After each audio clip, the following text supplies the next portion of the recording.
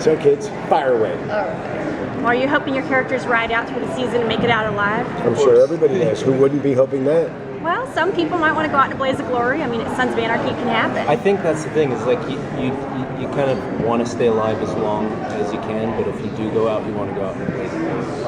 That's One of my favorite things, we're all about film, great appreciation for film. Yeah, everybody likes to stay alive. Everybody says the same question. You see the Wild Bunch, Ernest Borgnine, Warren Oates, William Holden, when they come out of the whorehouse and they just look at each other, Ernest Borgnine smiles, they walk over to their horses, you think they're going to leave, and they walk into what is certain death. I always think that'd be radical for these guys to end in a severe bloodbath, that they want to do something very noble, but it'd also be cool to live through the end. So loyalty and brotherhood have always been important in this show, but given the events from last season, has that changed the dynamics in the group since everyone's in chaos and mayhem?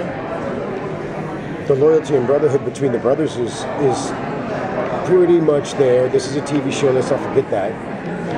But I think there's always moments where it seems like it's being challenged, but I think that's also part of a lot of the storylines. Is it kind of, that's a theme that's always kind of there. It's like, you know, I think that the characters are always being confronted with needing to prove their loyalty. It's a TV show. They're not really a motorcycle club, which lives in rules. These guys break the rules all the time. But in reality, it kind of shows their humanity. And the rules they're breaking are secrets from each other, like when Kim kissed Gemma, or different little things along the road.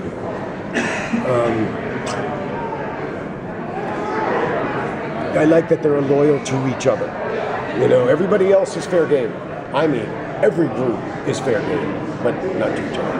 How has Tara's death kind of affected the people that are, you know, with Jax is in jail, and so the rest of the crew has to kind of handle Tara's death. So how are they dealing with that? I kind of feel like it's this sort of cloud that's kind of... Yeah, it's going to be unveiled at the first episode. You know, everybody's character is different. You know what I mean? Like, you know, Happy's just a silent soldier in a way, and they're going to be more like Bobby or Tig or James, who on the show are much closer to Jax. I think it would affect them much deeper than, you know. Yeah. What's it been like for both your characters when you started out were a bit on the peripheral, you know, and as it's gone on and progressed, you've really become a core part of the show. What's that been like, and like, was that something where you nudged Kurt to bring you in more? Ain't no nudging Kurt, homeboy. you nudge Kurt, that ain't the way to go.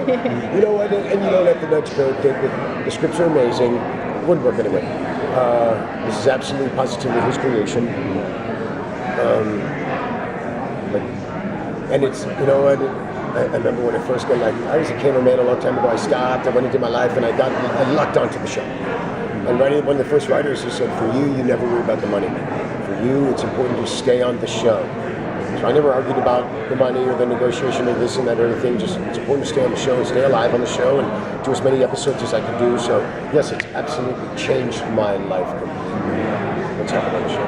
I think also kind of starting for me anyway, starting from the periphery and kind of working your way in, is that when I first came into it, it's like you're kind of picking up on the atmosphere of the production and all the characters, and it's kind of a real, I've said this a lot of times, it's been a real organic kind of journey to kind of slowly sort of find your way into it. You know, it's kind of felt like a real natural process, and it's really exciting to learn the things that you do about your character as you go along, and to discover them as the story is kind of revealing itself.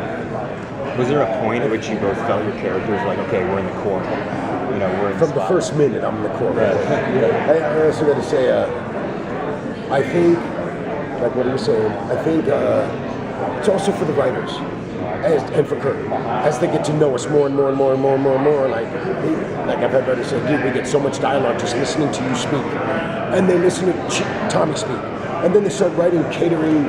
I'm a writer, I write, and it's so much easier to write when you kind of know that person, how he talks, his mannerisms, than when you don't. And as we've evolved, any build that you've seen any of us do on the show, Kurt built that. You know what I'm saying? He built this character from what he was into... I've got another minute and a half.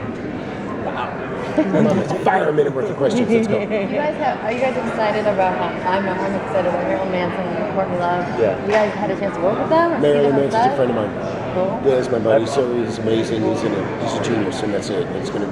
Yeah. I'm not in actually scenes with him, but it doesn't matter. Same. I'm not doing any scenes with him, but he's a pretty cool Rolling around guy. set. He's He's just a amazing. really interesting dude. Really cool. love Really, his choices. really incredibly intelligent, talented man. David, I heard you have a movie coming out.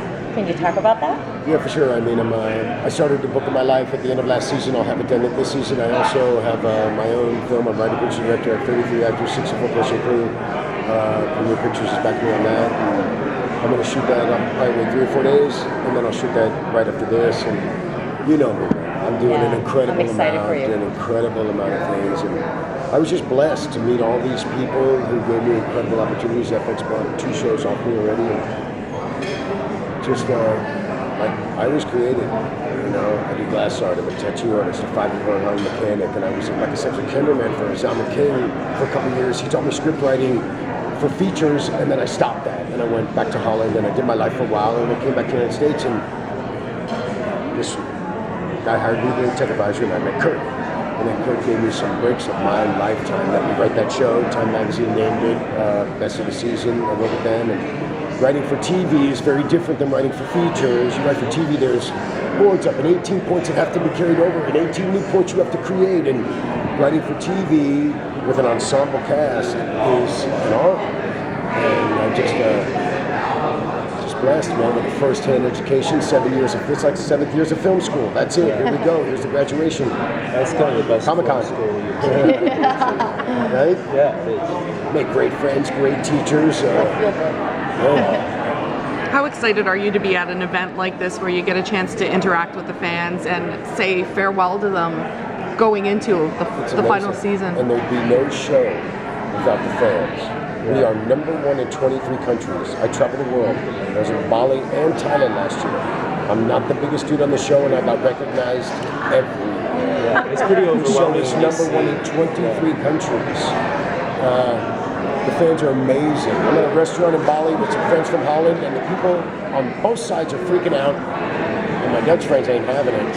At all. These people want a photo. They're just like, "Oh, sit down and let us finish our dinner." But it's, you know what? The writing is great. The stories are compelling.